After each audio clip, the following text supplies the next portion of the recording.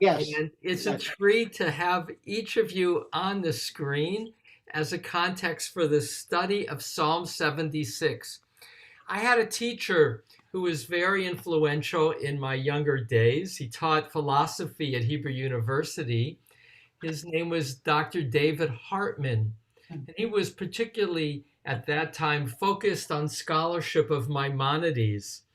And David Hartman said, if you want to know somebody, examine, ask them what's their dream, what's their ultimate goal. And that's a quick way to know who somebody is. And he said that in reference to teaching the 10th chapter of the Talmud in Sanhedrin, where the rabbis describe the world to come. I mentioned that image. If you want to know somebody, ask them their dream. In that Psalm 76, which is a continuation of Psalm 75, many commentators would say, is a description of end of days. Acharit hayamim, the end of days. You may recall from Psalm 75 that it's a psalm of God's triumph over the arrogant. In this case, Psalm 70 and a sense of the peace of Israel, peace of Jerusalem. That was Psalm 75. And all the Psalms can be read and have been read as eschatological, meaning looking forward to the end of days, is often the case. And so Psalm 76 has a trajectory that will lead us toward all kings coming to praise God. In that sense, it's a dream fulfilled with verse 10, when arising to judgment, God will deliver all the humble of the earth. The contrast between the arrogant, who have the horns, their horns, their symbol of pride, their symbol of aggression, that God at the end of Psalm 75 cuts off of the arrogant. In Psalm 76, God, in verse 10, will deliver the humble, the anav. Now, to be humble, we've seen that word before. In King James gets translated as the meek, but in the rabbinic understanding, anav, which again has a synonym of meek, is not weak. It's not lowering oneself in that regard. Anav, and Richard Levy in his commentary to this psalm will make that his key focus. What is an anav? As an aspiration of whom God seeks to deliver. The anav is the one who lives in a balance of life, knowing one's own mortality, one's own creatureliness, and that giving context to a faith in God who transcends place and time and who is a God of justice. So let me read the psalm and then I'll start over talking about some of the other commentaries as to what is the moment or the springboard for this psalm. I mentioned that this was an easier psalm to get our heads around and that it's only 13 verses. I pick a verse from toward the end in which God is called Hanorah, which a number of translators translate as awesome one. That same word Norah, which will appear several times in the psalm, can also be the fearsome one. I'll return. Now, beginning Psalm 76. For the conductor with Niginot, a psalm of Asaph, a song. Known in Judah is God, among Israel, great is God's name, and it is. In Salem, God's shelter and God's dwelling place in Zion. There God smashed fiery arrows of the bow, shield and sword and the battle, Selah. Illuminated are you and mightier than the mountains of prey. Bereft of sense were the stubborn of heart. They rested into a trance, and none could find of all the powerful people their hands. From your rebuke, God of Jacob, they were stunned. The chariot and the horse, you, awesome are you, and who may stand before you when you are angry? From heaven, you caused to be heard a legal decree. The earth was awestruck and stilled when arising to judgment, God, to deliver all the humble of the earth. For the wrathful of humanity shall praise you. A remnant of wrath you will gird about you. Vow and pay to Adonai your God. Let all those around God bring tribute to the awesome one. God plucks the life breath of princess, awesome to the kings of the earth.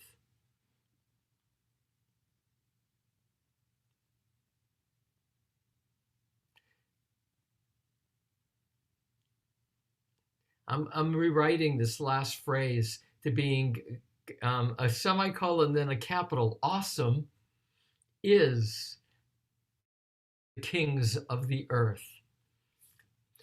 There's, in doing that, as I read these Psalms, I constantly am tweaking them in my mind in order for there to be a flow. This particular Psalm, not unlike many, has a number of rich but obscure metaphors, and in which the Hebrew grammar is also a bit awkward at times, leading to multiple translations. I'll give some examples with keeping an eye on the key question as we read our Psalms, and that is, how is this Psalm relevant to us? But a place to begin is first with some of the micro-analysis. So a little bit of the analysis word by word. This first word, limenatseach, I tend to translate for the conductor. And the image is the Psalms have an orchestra often with niginot, the second word. That seems to be with instruments. That's how Radak understands it. Often translators will translate it as with string instruments, which were the most common of instruments of that time. But we really don't know precisely what the niginot were, so I keep it as niginot. But the idea of conductor, this word limenatseach, appears 55 times, meaning more than a third of the Psalms has that as part of its introduction. Here's an example of how such a common word can be understood in so many different ways. So the Talmud, Pesachim 119a, will say limenatseach means for victory.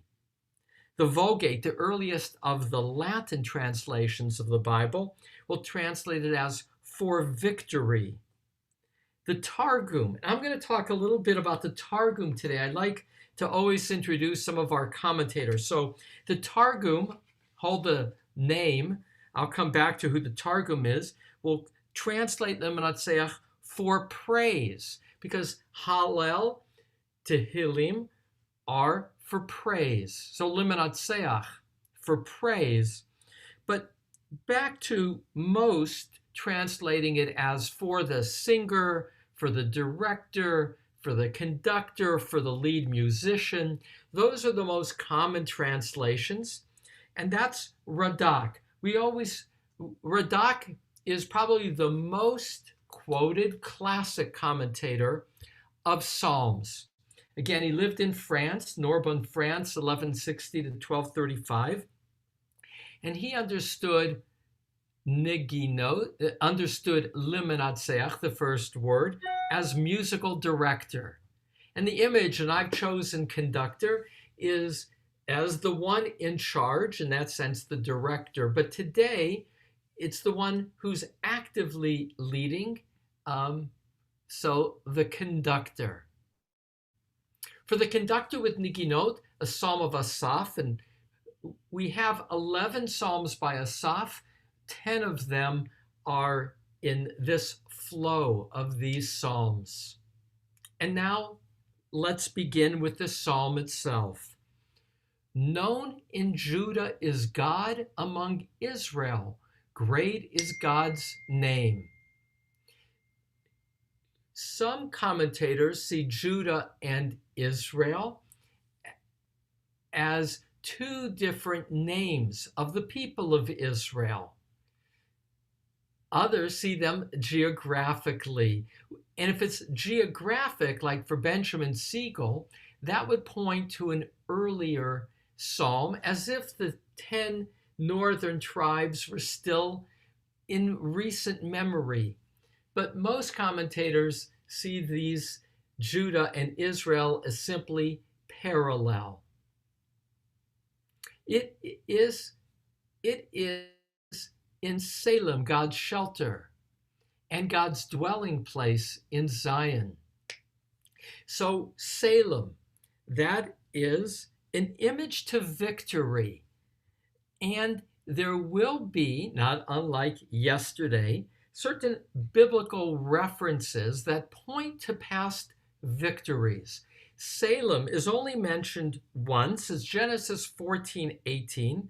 It's in regard to Abraham in the immediate aftermath of his battles with the kings on behalf of his captive nephew Lot. And it will say of Melchizedek, who comes to bring an offering of goodwill to Abraham, that he was from Salem, like Salem, Massachusetts. That's where it gets its name from.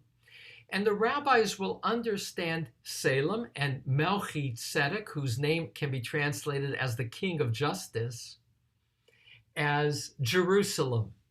And in fact, later, now I'm going fast forward into the Middle Ages, the Tosafot, which is Rashi's grand commenting in the Talmud, Tanit 16a, will say that the name Jerusalem is the conflation of Shalem, where Melchizedek was, and the same place, which is called in Genesis 22:14, Yirah, the place of awe, that Abraham called a place, and Yirah and Shalem becomes Yerushalayim. So back to verse 3. It's a reference to victory.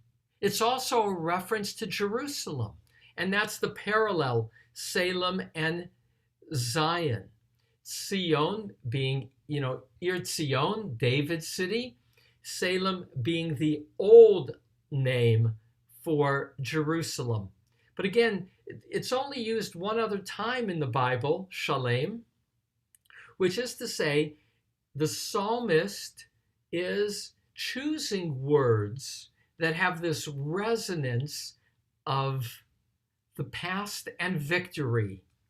There God smashed fiery arrows of the bow, shield and sword, and the battle. So here is God as warrior. Probably the most pronounced place you get God as warrior is in the Song of the Sea. And you'll see resonances in Psalm 7 and 8 for that psalm of victory.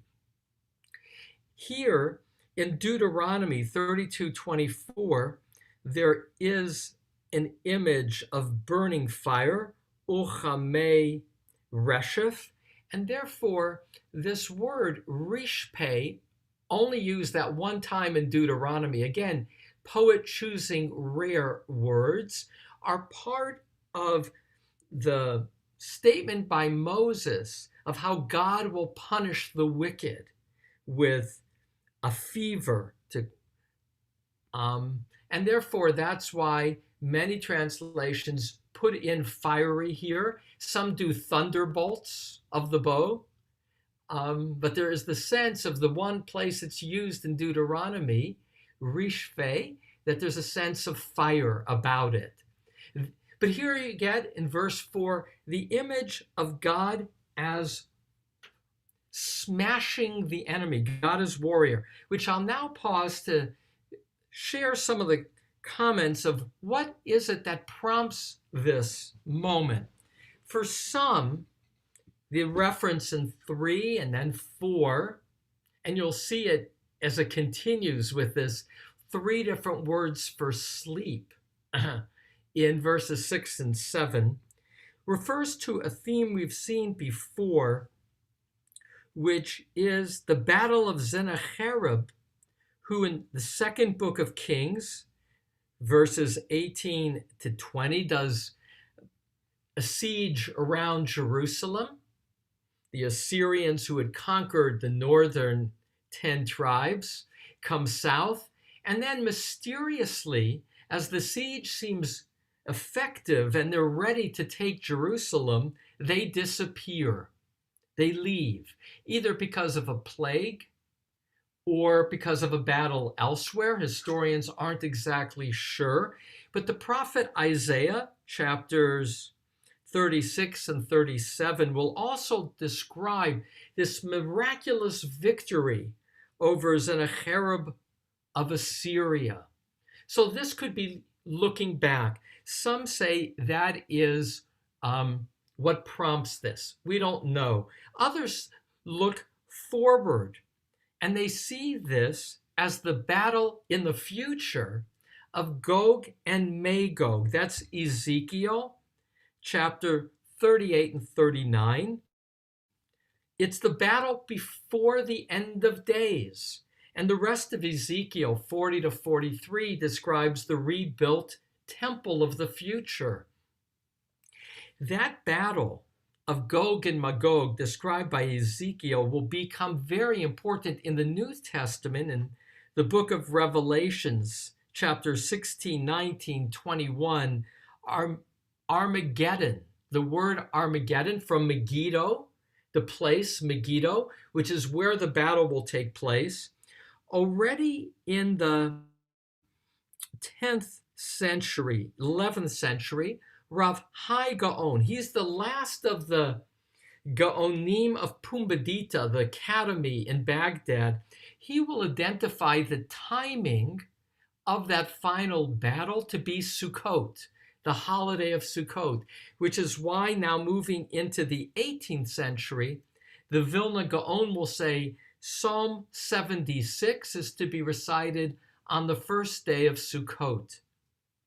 So this could be looking backwards to the battle of Sennacherib, or all of it could be eschatological, the looking forward to the end of days, according to the classic commentators.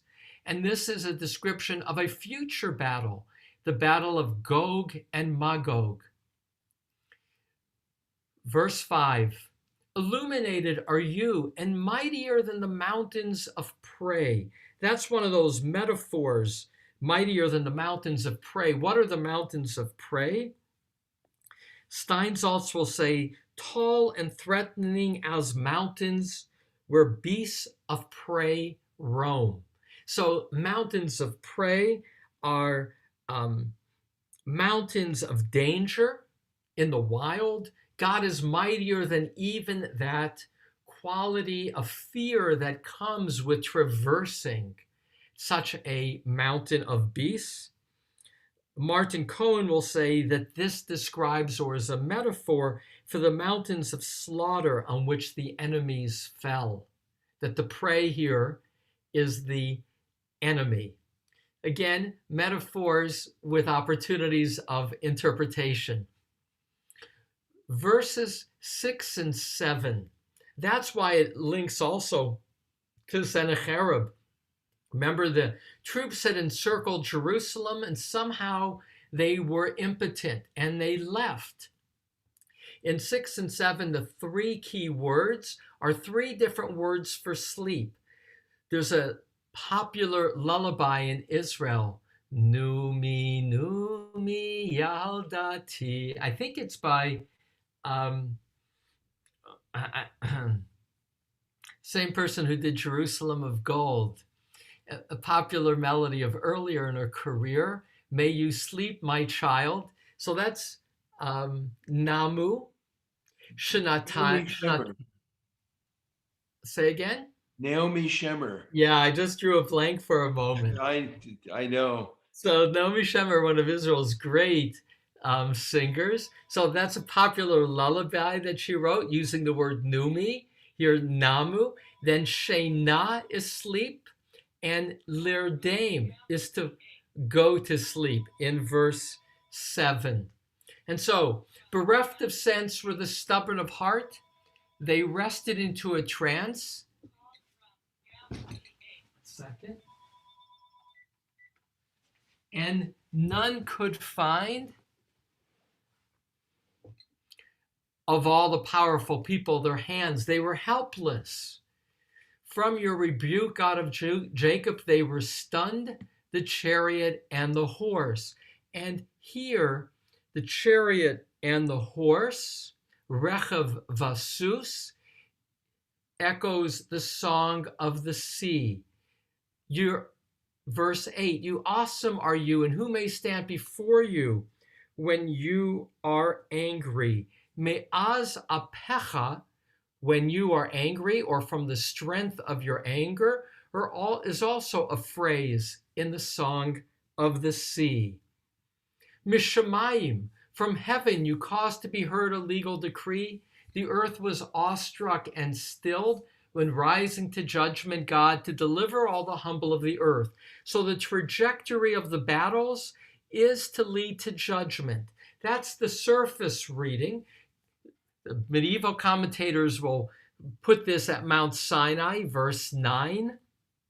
But in its context, it's God, you caused to be heard a legal decree, as if the psalmist again is imagining himself in the end of days, in which, building on 75, the arrogant have been punished, and God has done battle fearsomely with these echoes of God's power from the song of the sea, of Abraham's victory over the kings of his day, leading to verse 10, somewhat the punchline, for arising to judgment, God, to deliver all the humble of the earth. That is again where God's focus is, on those who are with humility, the anav. In our tradition, particularly in the Hasidic tradition, skipping fast forward to a period of great spiritual piety, to be an anav is to be somebody who doesn't seek to call attention to him or herself, who seeks to see oneself as God's servant, doing good in the world on behalf of God. And so that's the trajectory of these battles. And the last three verses even more have this image of the completion of battle, of an end of days, of a harmony that is, if you will, the postscript to having delivered the humble. For the wrathful of humanity shall praise you. So even those who lived angrily, they too will praise you. And a remnant of wrath, playing on this word of anger, chemot, meaning that God will still retain the ability to strike. You will gird about you. So God will be recognized as still having the power to act with anger. And now a statement, verses 12, to the world. Vow and pay to Adonai your God. Let all those around God bring tribute to the awesome one. And so what is distinctive in the Jewish tradition, what's distinctive in Psalms, is that the God is the God of Zion, the God of Jerusalem, the God of the Jewish people, but it's a God of justice who judges all people and to whom all will one day pay tribute, enabling a world of oneness, a world of harmony. God plucks the life breath of princes, which is to say God is more mighty than any human person or power, awesome, fearsome to the kings of the earth. All will know that the ultimate King of kings is God. Now, Radak That's David Kimchi, 1160-1235 in France. He'll say, as is seen in the prophets, all nations will recognize God with tribute. And that's how you paid tribute. You brought gifts to Norah, Morah. But Morah can be a teacher. Morah with an aleph is awesome. Awe can be awful as well as awesome or fearsome. It's about God being wrapped in wrath. God is judge. And now a word about Targum, who I opened with. Targum is the translator of the Bible into Aramaic. He was called Onkelos, or Aquila of Sinope. Onkelos the proselyte lived in Israel 35 to 120.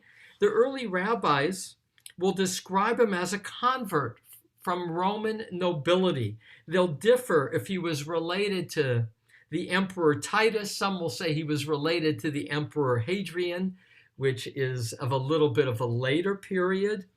But he will translate the Bible into Aramaic, which was the common language of the Near East at the time. That's the reason the Kaddish is in Aramaic. And I pause to tell you a little bit about Onkelos, the translator, which is called the Targum, because he will comment verses 12 and 13 that the nations will bring sacrifices to the temple. So it's not only that the nations will, for him, recognize God, but he takes it even more concretely to say that the temple in Jerusalem will become indeed that place which Isaiah had described as a place where all people will bring offerings. And I maybe, in my own mind, see Targum with his background as a Jew by choice being even more identified with the kings of the world more concretely, going to the temple and bringing offerings. And mind you, Onkelos, at least at the beginning of his life, because he's born in the year 35, the temple existed, though he probably did the translation in the shadow of the destruction of the temple.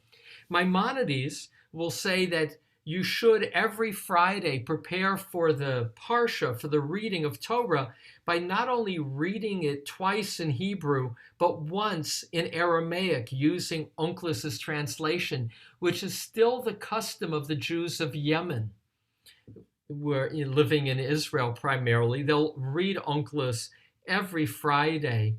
And so this is an opportunity to acknowledge Onkelos.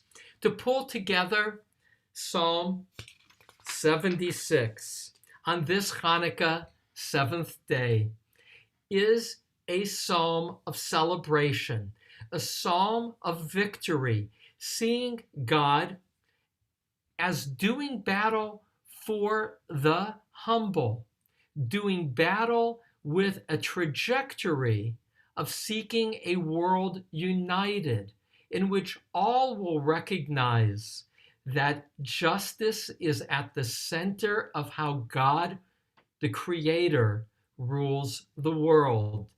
Reason where I started, when you ask, what is the dream of the psalmist? And frankly, what's the dream, the spiritual dream of the Jewish people? It's at the center of the Amidah.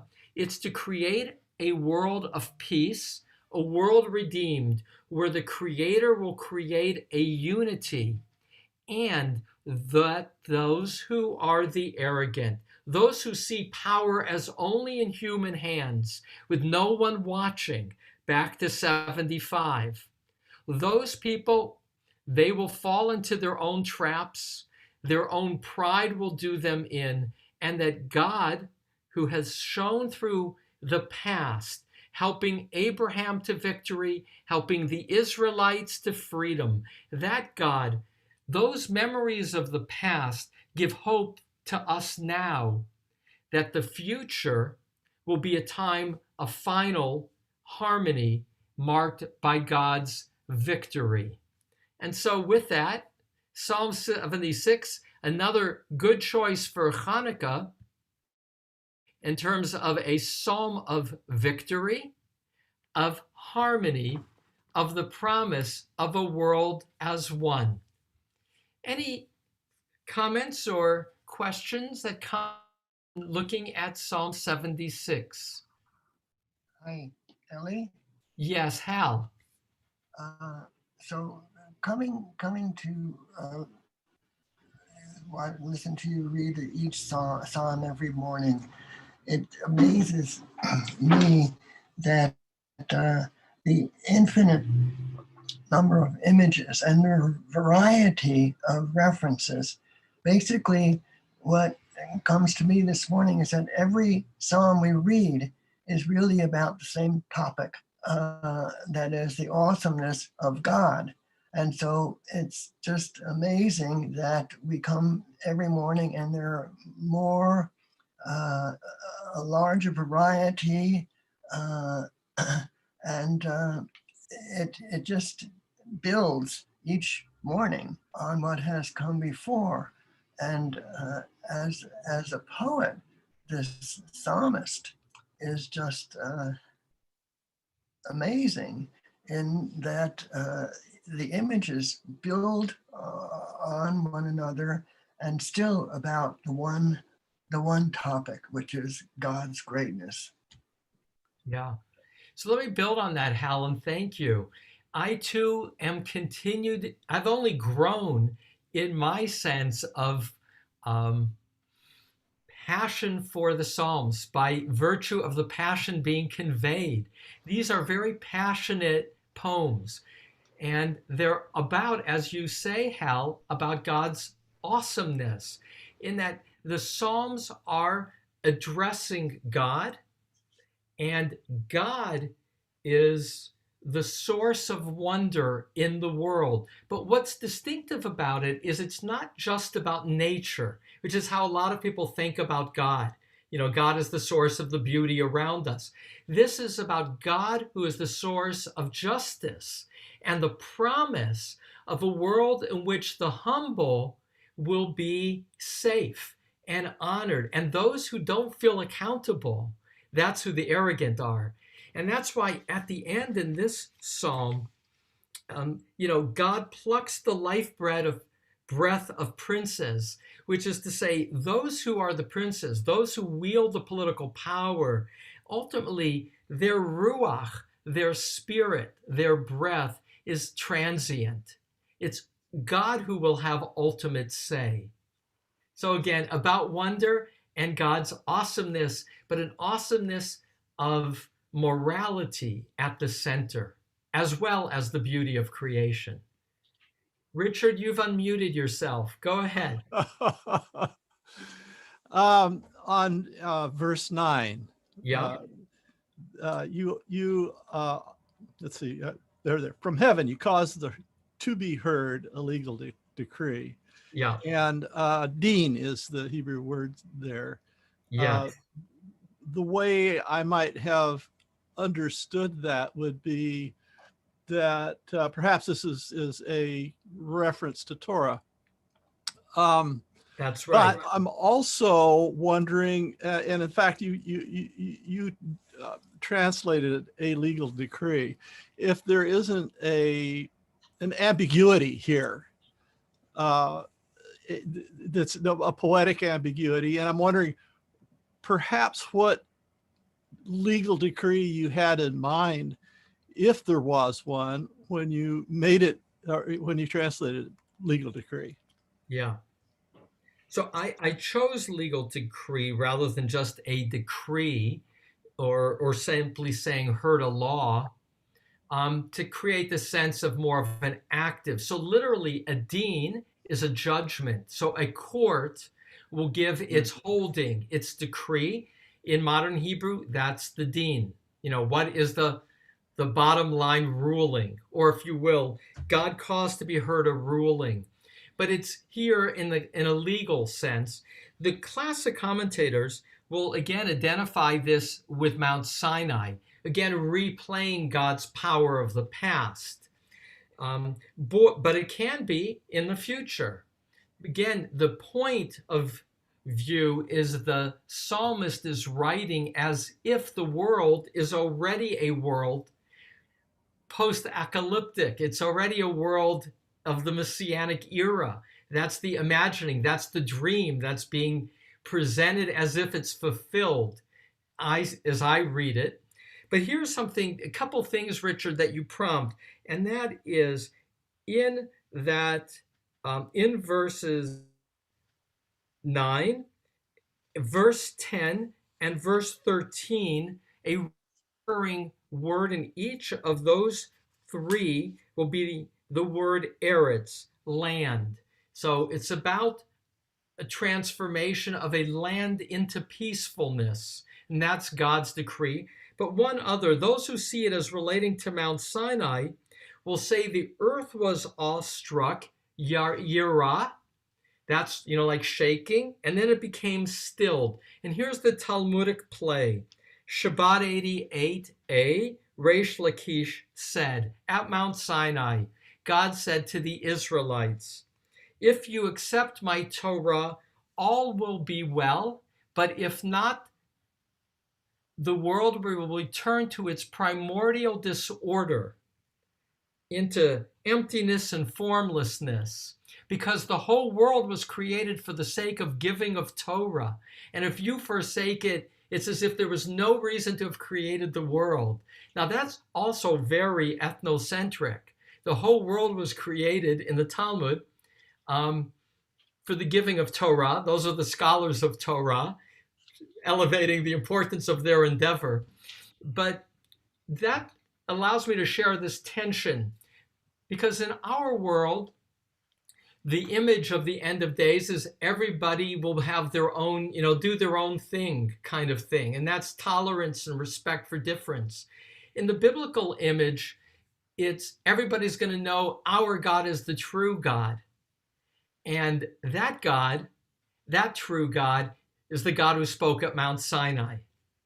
And that's the purpose of creation, is to have God's voice be heard of law, of deen, of right and wrong. And again, I just come back, with this image of this is not only the awe or the praise of a beautiful world, this is the awe and praise of a world of moral order that we seek to celebrate as religious poetry.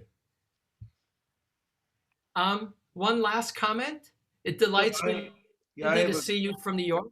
Go ahead, Chuck. My comment is much more mundane. The second word, nigunot, the common word we use today is nigunim. And I'm wondering if nigunim is a more modern Israeli word, or if there's a nuanced difference between the two. I looked them both up on my phone translator, which is not very deep, and it translates them both as melody. So that's right. So nigun literally means melody. It became more popularized as nigun being a melody without words in the Hasidic tradition. So there, the Hasidic teaching would be that what you would want to express at the deepest level transcends words. So this is back to the comment of Hal about, the sense of awe. You can't put awe into words. It transcends words. And so the Hasidic masters say that higher than prayer with words is a melody.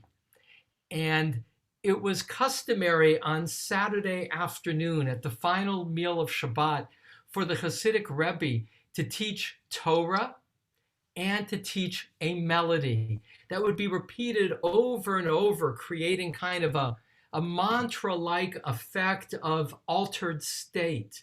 And so Chuck, nigun became identified with that quality of melody, but it can also, in modern Hebrew, it can just be melody. But my question was, why is there a feminine and a masculine version of this same word? And I'm wondering if nigunot was the common version at the time when the psalm was written, but So it, nigunim is the common version today. that's very well said, and I don't know. I Yeah, do know that here niginot is usually translated as stringed instruments, so it's about the instruments, and that's in the feminine, and right. the melody may be in the masculine. So That's nigunim, excellent. Yeah, yeah, could be I'll really check it in Alkali okay. later and see what that says. Good. Okay, Ahuva has the last comment regarding grammar or something else. Whatever Ahuva wants to comment, you get the comment, and then we'll pull it together. Ibn Ezra, he reads neginot as how you translated it, Chuck, as melodies. So Lamenatseach is the one who's in charge of the melodies. But and again, then it leaves with the question of Ahuva that Chuck raised is, at least in modern Hebrew, or we would say nigunim, and here it's niginot. And so the question of why feminine versus masculine. So it doesn't matter. In Hebrew, you have a lot of words that are masculine and feminine, like tzedek and tzedakah. You have it. It's sometimes there is some nuances that are different, but because the root is the same, the meaning is almost the same. Right. But what I'm saying is that the word negina, the way you read it, is old. It's not something new. yes, no, but I say, but it became popularized as melody in the Hasidic circles. But as you say, Ahuva, its origin is ancient. And so with that, let me pull together Psalm 76, a rich psalm with allusions to the past, like the Song of the Sea, allusions perhaps to Mount Sinai, allusions to Abraham and Melchizedek of Shalem, and at the same time, a vision of the future, a vision of a world of harmony in which God is triumphant over arrogance. May we, on this, the seventh day of Hanukkah, have reason to be in celebration. With that, I thank each of you. Next week, it'll be just Tuesday and Wednesday, shorter, about this length on Tuesday. Wednesday is a very longer psalm, and that'll be a bit of a longer class, just a little. So I invite those saying Kaddish to join together to honor the memory of your loved one. Yitkadal v'yitkadash shemei rabbah. Amen. Bi'alma divra kirute v'yamlich malchute b'chayechon yomechon uvchaye dechol beit Yisrael ba'agala uvizman kari v'imru amen. Amen. Yehi shmei rabba v'varach olam omeo maya yivarach v'yishtabach v'yipa'ar v'yitromam v'yitnaseh Vitadar, Vitale, Vitalal, Shemei de Kutsha Barichu, Le'elam Kol Birchata, Shirata, Tushbechata, Venechemata, Damiran Yoma Vimru Amen. Yehi Shlama, Rabba Min Shemaya, V'chayim Aleinu, V'al Kol Yisrael, Vimru Amen. Osei Shalom b'mromav hu ya'aseh shalom. Aleinu el kol Yisrael v'kol yoshvei tevel v'imru amen. So to each of you, thank you for joining. Julie